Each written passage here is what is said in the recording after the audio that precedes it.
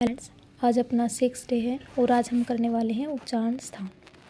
तो देखिए, मुख के जिस भाग से जिस वर्ण का उच्चारण होता है वह भाग उस वर्ण का उच्चारण स्थल कहलाता है। और जो प्रामाणिक उच्चारण स्थल हैं वो 11 हैं, जो कि वरदराज जी द्वारा लघु सिद्धांत कौमुदी में बताए गए हैं। लेकिन पाणिनीय शिक्षा में उच्चारण स्थल 8 बताए गए हैं। ये बात भी ध्यान रखना क्योंकि बार बार पूछी गई है। तो आज हम पढ़ेंगे वरदराज के 11 उच्चारण स्थलों को, जो कि है कंठ, तालु, मूर्धा, दंत, ओष्ठ, कंठ तालु, कंठोष्ठ्यम, दंतोष्ठ्यम, नासिका और जिह्वामूल। तो देखिए, अकुह विसर्जनीयानाम कंठ है। ए यानी कि ए और आ, कु यानी कि क वर्ग, है जो है अपना, और विसर्जनीय यानी कि जो विसर्ग है उसका उच्चारण स्थल कंठ है।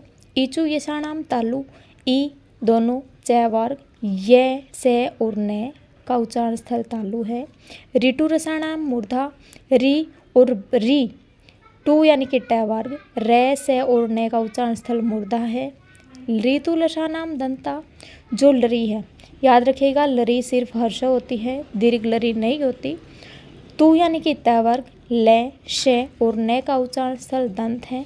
उपधमानिया नाम ओष्ठ है, जो ऊ है हर्ष ऊ, दीर्घ ऊ, और पू यानी कि प वर्ग, और जो अपने उपधमानीय हैं, उपधमानीय प और फ के सामने जो ये अर्ध विसर्ग जैसा चिन्ह है ये उपधमानीय माने गए हैं। कंठ तालु, ए दई तो कंठ तालु, जो ए और ऐ है उसका उच्चारण स्थल कंठ तालु है। कंठोष्ठम, जो ओ और औ है वो कंठोष्ठम है। दंतोष्ठम, वकारस्य दंतोष्ठम, ये भी बार बार पूछा गया है कि वे दंतोष्ठम है। नासिका, यमंगणना नाम नासिका, ये मैं गण न इनका उच्चारण स्थल नासिका है। और नासिका अनुस्वारस्य च का अर्थ यहाँ है नासिका, जो अपना अनुस्वार है उसका भी नासिका उच्चारण स्थल है। उसके बाद है जीवामूल, जो जीवामूल्य हैं अपने दो हैं जीवामूल्य, क और ख के सामने अर्ध विसर्ग जैसा चिन्ह, इन्हें हम जीवामूल कहते हैं। याद रखिएगा जीवामूल और उपधमानीय। अब एक ट्रिक है, समझ आए तो देख लेना एक बार। कांता MDH, कांता से क्या होगा क, का से कंठ, तालु, मूर्धा, दंत, ओष्ठ। ये यहाँ तक तो इजी ट्रिक है और बाद अपने हिसाब से बना लेना, मुझे कुछ समझ नहीं आया।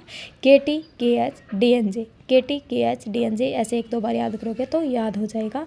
लेकिन कांता MDH ये बेस्ट ट्रिक है, याद रखना। आज के लिए इतना ही, धन्यवाद।